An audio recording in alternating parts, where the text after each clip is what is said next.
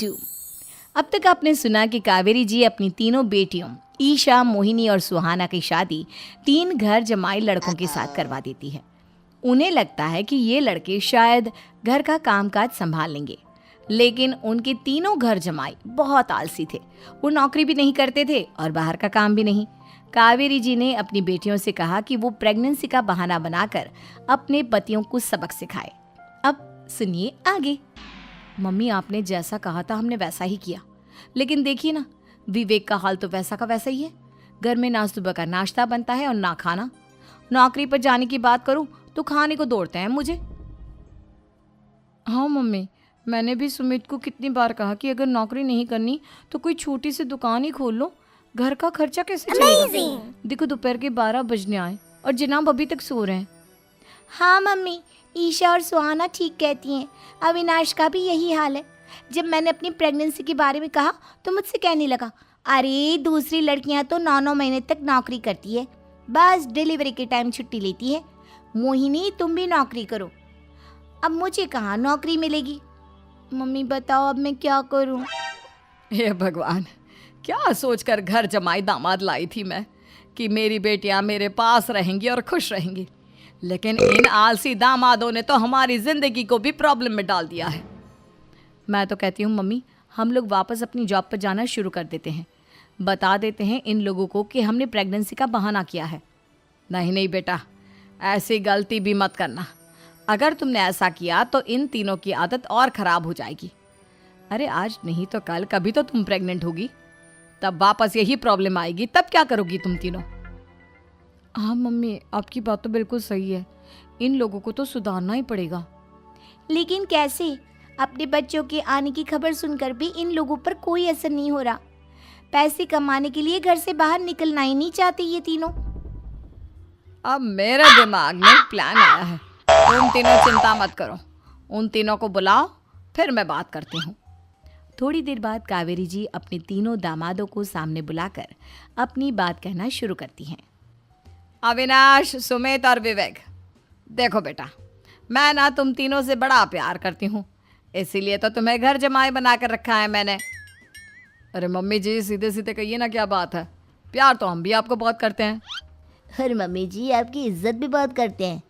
अरे भाई, आपके जैसी सास और कमाने वाली बीवी सबको मिलती है क्या?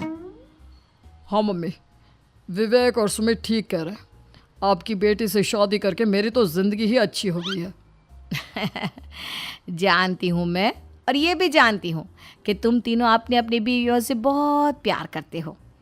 बेटा, बात ऐसी है कि हमारे कुल गुरु ने कहा है कि प्रेग्नेंट होने के बाद मेरी तीनों बेटियां शुरू के 4 महीने हमारे गांव में जाकर रहेगी, जहां मेरे चाचा जी रहते हैं। अरे लेकिन क्यों मम्मी, गांव में जाकर रहने की क्या ज़रूरत है इन तीनों को? वो क्या है ना बेटा, हमारे परिवार को एक श्राप है। अगर मेरी बेटियों ने यहाँ पर बच्चा पैदा करने की कोशिश की तो उनके बच्चों को कुछ भी हो सकता है। इसलिए अब से लेकर 4 महीने पूरे होने तक इन्हें गांव वाले घर में रहना पड़ेगा। हाँ तो इसमें प्रॉब्लम क्या है मम्मी जी? हम भी वहाँ जाकर रहेंगे, पिकनिक मनाएंगे। अरे भाई, बीवी जहाँ हम भी वहाँ। हाँ यार, आइडिया तो बहुत अच्छा है। शहर की ज़िंदगी में रह रहकर परेशान हो चुके हैं, अब कुछ दिन गांव में बिताएंगे। तुम लोग समझने की कोशिश क्यों नहीं करते? तुम में से कोई भी वहाँ नहीं जा सकता, और मैं यहाँ रहूँगी ना तुम तीनों के साथ।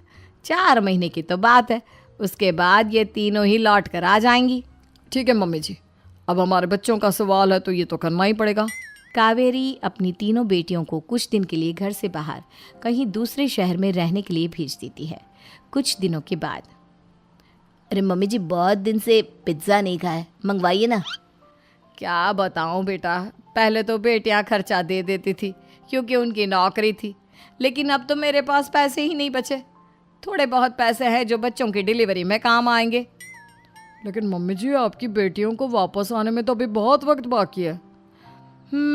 वही सोच सोच कर परेशान हो रही हूँ। सोच रही हूँ कल से दूध भी बंद करवा देती हूँ। अब दूध वाले को देने के लिए पैसे भी तो नहीं है ना।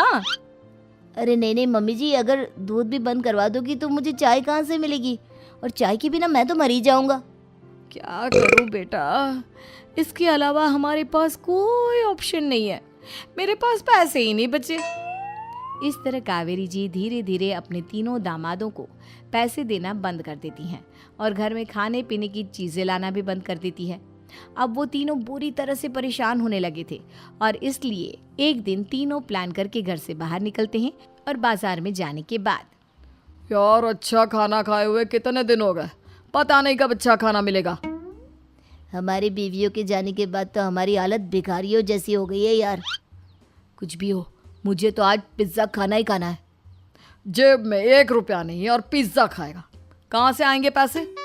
अरे देख वहाँ सामने बोर्ड पर क्या लिखा हुआ है, कंप्यूटर पर काम करने के लिए एक आदमी की आवश्यकता है। भाई मैं तो जा रहा हूँ, काम करूँगा और शाम तक पैसे लाकर आराम से पिज्ज़ा खाऊंगा। जा जा, तुझे कोई काम नहीं देने वाला, हम तो घर जा रहे हैं। चल भाई सुमित। सुमित और अविनाश वहाँ से चले जाते हैं और विवेक उस कंप्यूटर शॉप पर सारा दिन काम करके 5,000 रुपये कमा कर घर लौट कर आता है और अपने खाने के लिए अच्छी अच्छी चीज़ें भी लेकर आता है। ये देखकर विवेक और सुमित के दिल में भी कुछ पैसे कमाने की इच्छा जागती है। अरे सुबह सुबह कहाँ चल दिए तुम? मम्मी जी एक बहुत अच्छी जगह मिली है, कंप्यूटर पर काम करने के 5,000 मिले थे कल मुझे। अगर रोज़ काम करूँगा तो पूरे 40,000 की तनख्वाह। अरे वाह, ये तो बहुत अच्छी बात है दामाद जी, आपको जाना ही चाहिए। सुमित और अविनाश विवेक को इस तरह तरक्की करते देखकर परेशान हो जाते हैं और वो दोनों भी काम की तलाश में निकल पड़ते हैं। धीरे धीरे उन दोनों को भी काम मिल जाता है। अब कावेरी के तीनों दामाद छोटी मोटी नौकरी करके अच्छा पैसा कमाने लगे थे। एक दिन कावेरी उन्हें अपने पास बुलाती हैं।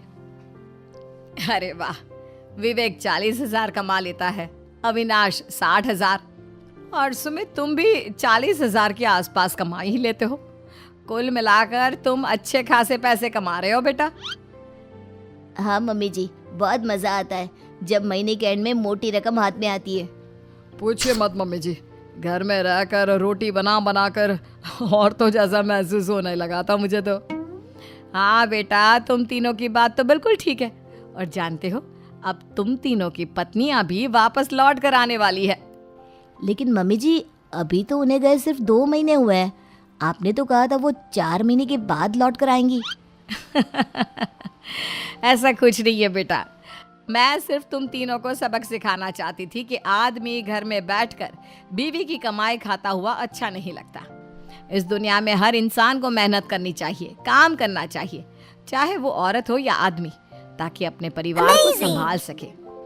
कावेरी की बात सुनकर उन तीनों को अपनी गलती का एहसास होता है और कावेरी उन्हें सच बता देती है कि ईशा, सुहाना और मोहिनी शहर में ही कहीं दूसरी जगह रह रहे थे। शाम के वक्त उन तीनों की पत्नियां लौट कर आ जाती है और कावेरी जी का परिवार एक खुशहाल परिवार की तरह रहने लगता है।